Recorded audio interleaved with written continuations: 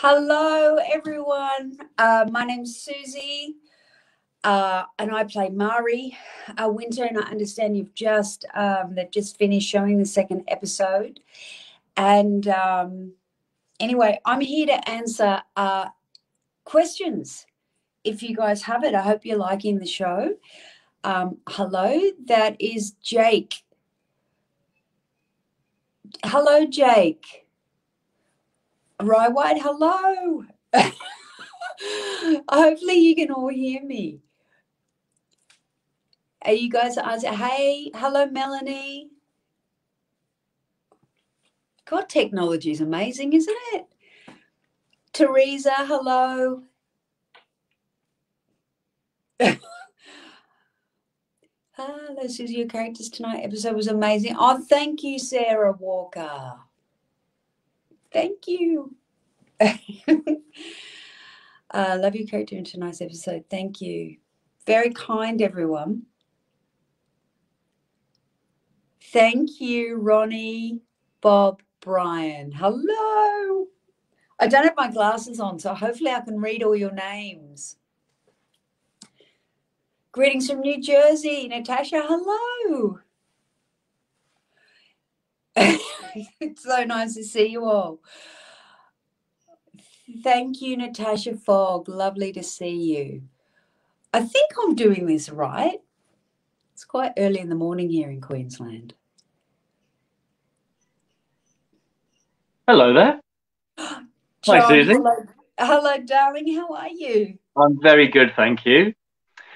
It's great. We've got obviously people coming in and sending us messages, and hopefully they'll be messaging in lots of questions for you as well. But I'm going to get the ball rolling, as is my job with Screen Start events. Obviously, we're 2 episodes into the new season, or final season. Same transmission as Australia for the first time in 9 years. But is it a bit odd revisiting Wentworth now? What is it, 12 months since you finished filming? Yeah, it is, John. And sometimes it's hard to remember. Also because there are so many storylines and so many things that happen in every episode. It is hard to go, oh, what number was that? So when doing publicity, I'm forever saying, so when did that happen? And have you seen this yet? And, because you also want to avoid spoilers so people don't find out too much. Well, if you start to go down a track and start talking about what happens in episode 4, I'll just stop you. I'll just stop you. Okay. Now, I gather there's a lot of publicity around the final show in Australia at the moment. You're on the site on billboards and buses and all sorts. It's true, yeah. So do you find when you're out and about in the city, you have buses passing you with your own image on? Like Carrie Bradshaw at the start of Sex and the City. How cool. I know. Wow, my fantasy. I know. I actually took a photo. There was a picture of Leah and I on a side of a bus, and I took a photo and I texted to her and I said, do you think this means we've made it? And she's like, yeah, we're on the side of a bus. So yeah, it is. It's someone emailed me and said, God, you'd have to be like living on Mars if you didn't know that Wentworth was on in Australia. As I said, it's like everywhere, which is great because it's, such a popular show here, and it's Foxtel's real kind of gem in the crown, so to speak, so they've really pushed it. And wasn't it fantastic that you and we as the fans were able to get these 20 extra episodes when it was all planned to finish at the end of season 7 with your riot with your scene. Yeah. And I remember we were all called into the office and the heads of Foxtel came down and they brought us into a room and said, look, we just want to let you know that we've decided to finish it. And obviously we're all really disappointed, we're all really sad about it. And then sort of 6 months later, they're like, well, you're going to get another 20 episodes. And we all put it down to the fans, really. Doing online petitions and writing to the station, and people really, there was such a big social media presence about it, and so we really kind of thank the fans for, I mean, and it was great because we got to work and do another 20 episodes, and we're also told what would have happened. So we're all like, oh, you know, the producers were saying, oh, this was going to happen in X and Y. And we're like, oh, no, we really would have loved to have done it. So as it turned out really well. We're very grateful. It must be fairly unprecedented to have a show sort of brought back at the 11th hour, because if I understand rightly, the bulldozers were there ready to bring the external sets down, weren't they? They were. And actually, the bulldozers have already been in, apparently. The makeup artist texts me to go, oh my God, it's gone. So it kind of feels really weird, actually. All that history and all that stuff going on those walls, and it's just been bulldozed. I kind of feel, I don't know, we all feel quite sad about that. But you never know. There could be different spin-offs of the series. You know, never say never, yeah. I say with that, because, you know, we literally thought we were finished, and then an extra 20 that so yeah, who knows? We never know what's around the corner. So I do think that it could easily be a spin-off. The people who, yeah, I don't know. I'm just saying that.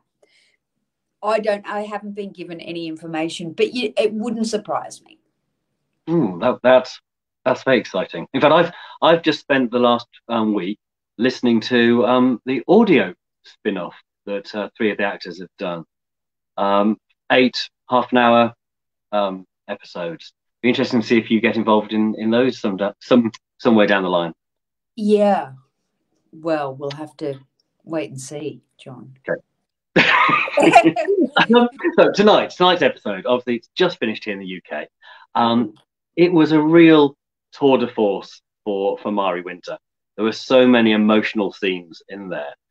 You had your confrontation with Lou when she's throttling you. You've got the scene where you're mourning in your cell on your own over Reb, and then amazing scene where you're actually comforting Lou on the floor of your unit, even though Mari is the one who instigated the hit, really. How do you prepare for such emotional scenes like that? Oh, yeah. Look, I know those emotional scenes. God,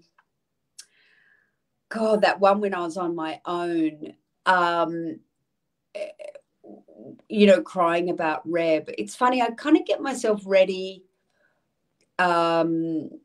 And I think of, obviously it was very, I'm close with Zoe Tarakis, who plays Reb, and they live around the corner from me. And, you know, so yeah, I suppose it's just a matter of using that sort of emotional stuff, and thinking of my dog as well. I was missing my dog terribly at that point. So it's a mixture of stuff that you use to get into that place. But I think it was unusual because Mari planted the seed to Marta's character, Sheila. There's also so much guilt that Mari feels. Even though Lou has been so horrible to her and bullying her, there's such incredible guilt about what's happened, you know. So I think that's why it seems weird that I'm comforting her, but I think that's also where it comes from. And mourning the loss of Reb, you know. It's funny, actually, because it didn't feel weird that you were mourning her, because I think you'd got the balance just so well. You could see both sides of the character. You could see the tenderness and the guilt all being played out on that floor in that sort of low lighting. It was beautiful. It was really beautifully done. Oh, I'm glad. Yeah, look, it was it was wonderful working with Kate Box. Actually, she's it was the first time I've worked with her in Australia in a scene together, and yeah, it was really wonderful. It was really wonderful working with her. And one of the last scenes, of course, was Master Dusseldorf's character being killed off. How was it filming that final scene? Killing Sheila. Yes, look, they said the producers said we want to have the most savage death we can think of. Obviously, there've been so many terrible deaths, and they were like, we really want, the most horrific one. And I suppose because she's dying, such an agonizing death, and that then we put the broom handle over her neck. It was, it was quite full on for Marta Dusseldorp to play that character, but also, yeah, it was really horrible. It was quite emotional, that scene, and I know they didn't include that emotional stuff. Obviously, you do lots of different takes, and they only use certain amounts and cut bits out. But as I was chatting to you guys before, we basically killed her, and the director was like, right, you've got to, here's your suitcase, you've got to get to the airport and fly back to New South Wales because COVID had just happened. So it was a very weird day. Literally killed Marta Dusseldorp and then ran off to the airport. So it was, and Marta had to fly back to Tasmania. So it was just a very strange time in lots of ways. So pretty much there you are, filming the early episodes of the final season. You're suddenly told, cut, you've got to go because the borders have been closed. And did you all fear that after being reprieved from cancellation, you were never going to get to finish the show? We did think that once we were back, and obviously because, we're all landed back in our different states, and because no one knew what was going to happen with COVID, so we're all thinking, we just, we were home for 3.5 months. I would meet Zoe every week and we would walk for hours. And it was funny for her because they had one episode to film, basically. And no, one more scene to film. So they were hanging around for all that time and then had to go back to Melbourne for one day, basically. So it was really weird because no one really knew what was happening with COVID.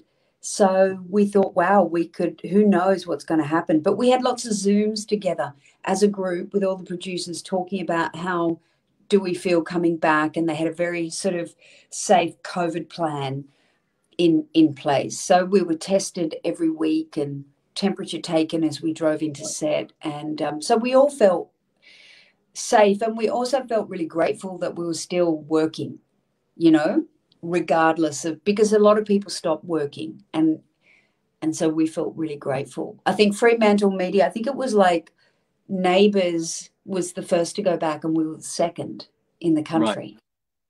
Right. Yeah. Well, it's interesting, though. It clearly hasn't, or from my perspective as an audience member, it hasn't seemed to have an effect on the way the scenes were filmed.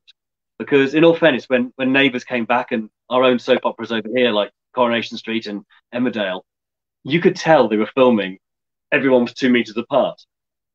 And the scenes were quite convoluted to make sure the characters were all keeping their distance around each other. But that's certainly not the case with what I've seen of Wentworth so far.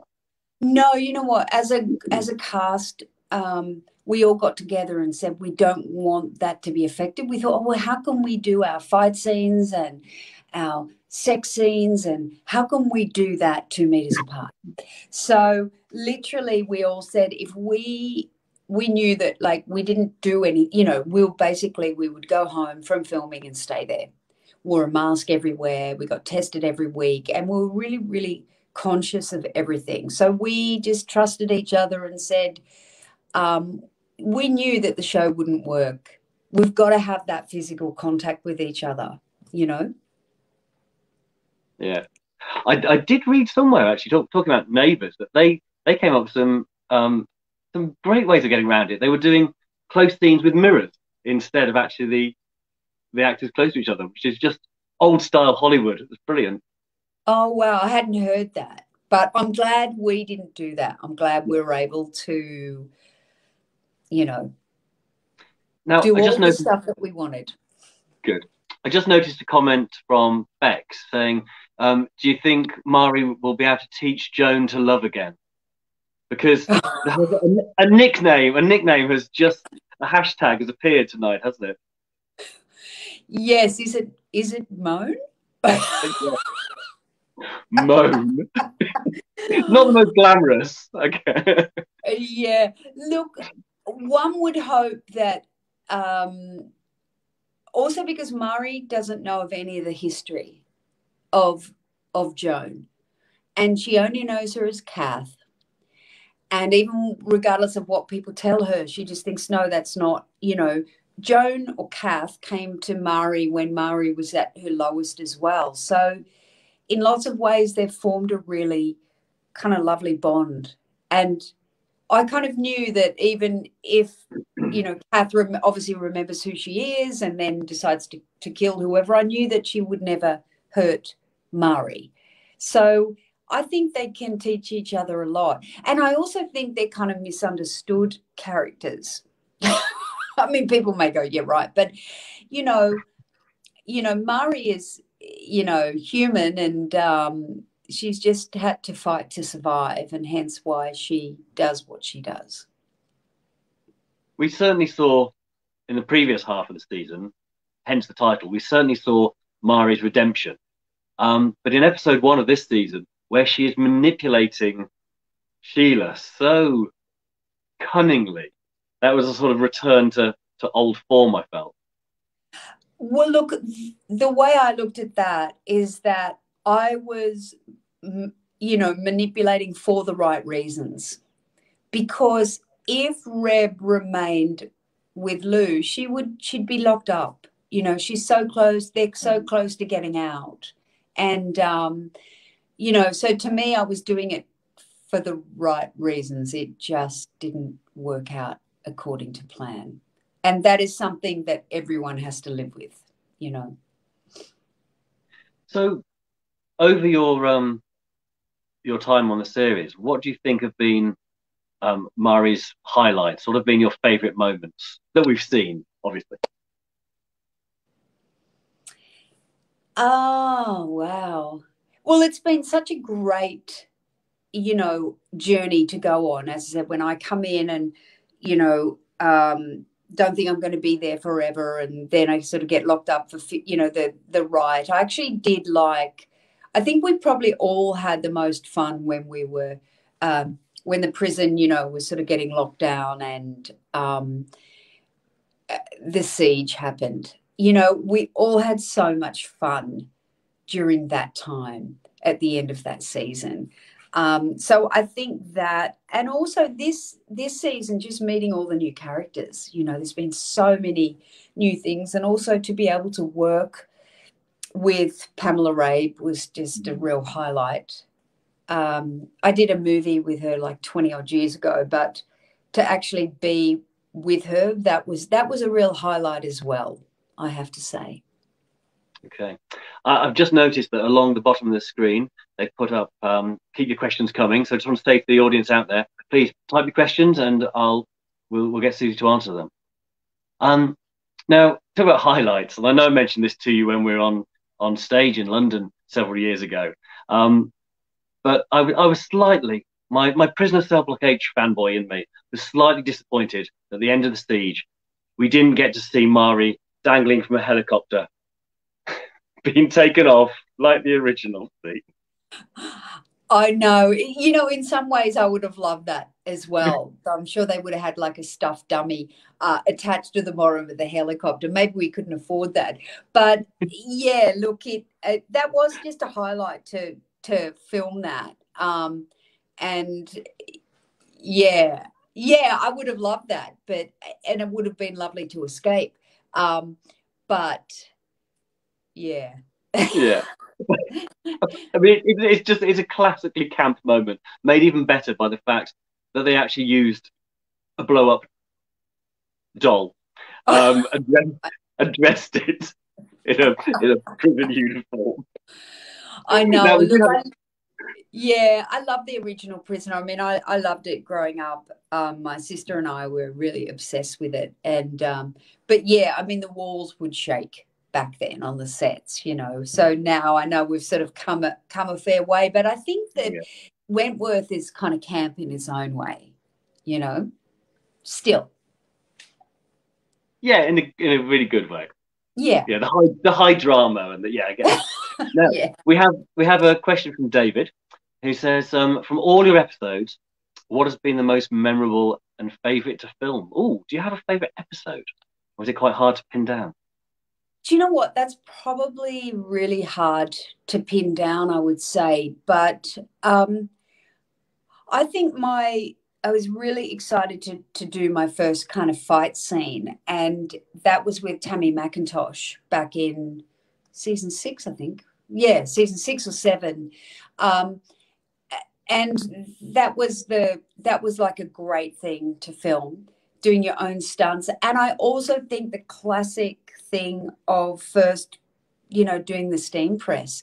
I mean, I fantasized as a kid, pulling that steam press down. So I would say that was a kind of classic moment. Even though Tam's like, you've got to find a way how to pull that thing down. I was like, I was so short. I'm standing on a box. You know, I didn't look too. We were all laughing when we said cut because I didn't look too sort of top dog stepping up on a box. Because I was so little to reach it. But I think that was a really iconic thing to do because it was something I grew up with and something I always wanted to do. And there I was doing it. So I was really happy about that. Just one more point about the previous question about filming a favourite episode. I suppose you don't actually film in episodic order, I assume.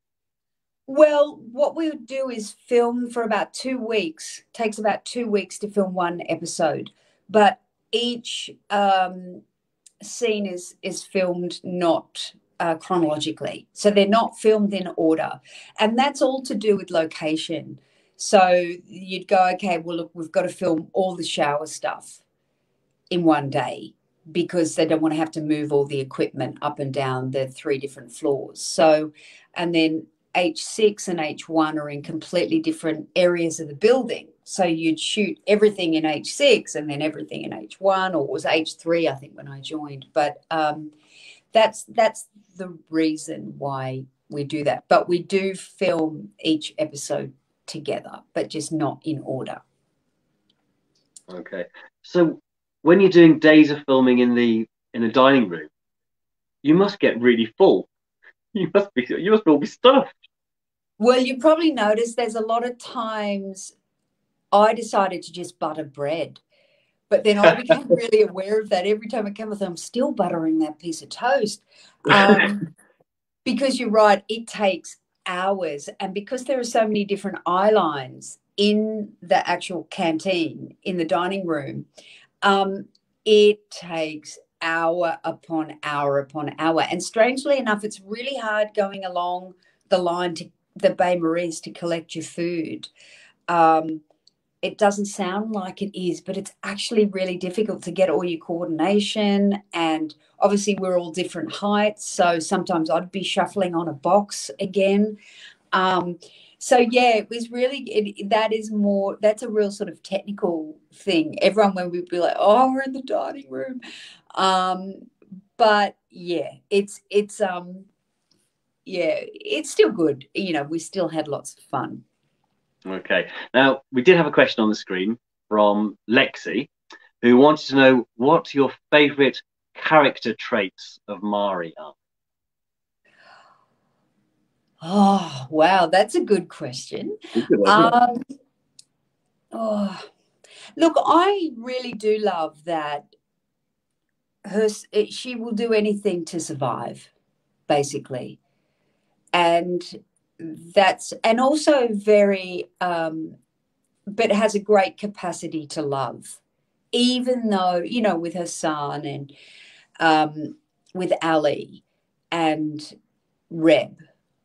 So her survival plus her capacity to love, I think. Wow. Yeah. And then we had someone else ask a question. I'm sorry, I didn't make a note of the name.